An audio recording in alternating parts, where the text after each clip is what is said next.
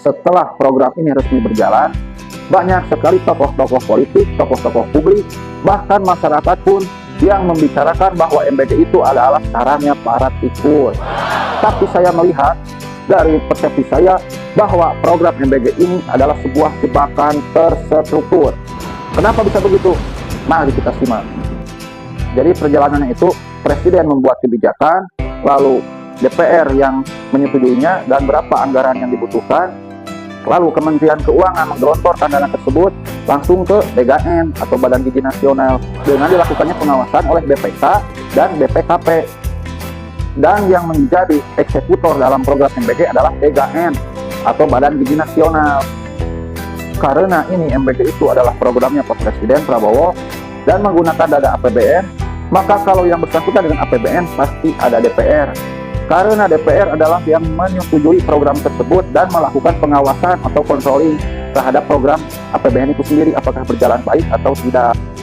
Ada juga yang mengawasi dalam sistem keuangan tersebut, yaitu Badan Pemeriksaan Keuangan atau BPK, yang itu fungsinya itu adalah mengawasi keuangan negara apakah ada penyimpangan atau tidak ya.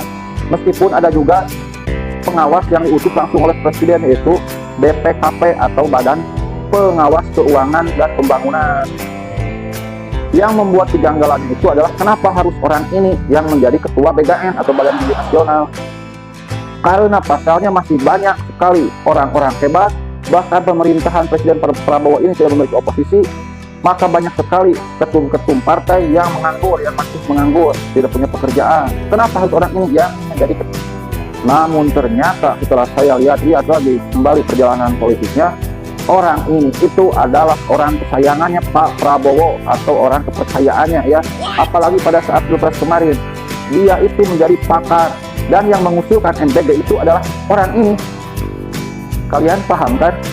Jadi kalau ada penyimpangan dana dalam program MBG ini, Presiden Prabowo tinggal ambil aja orang ini, maka dia akan wek berbicara karena dia pasti punya data apakah yang terlibat penyimpangan dana ini dari atas, dari tengah, atau dari bawah.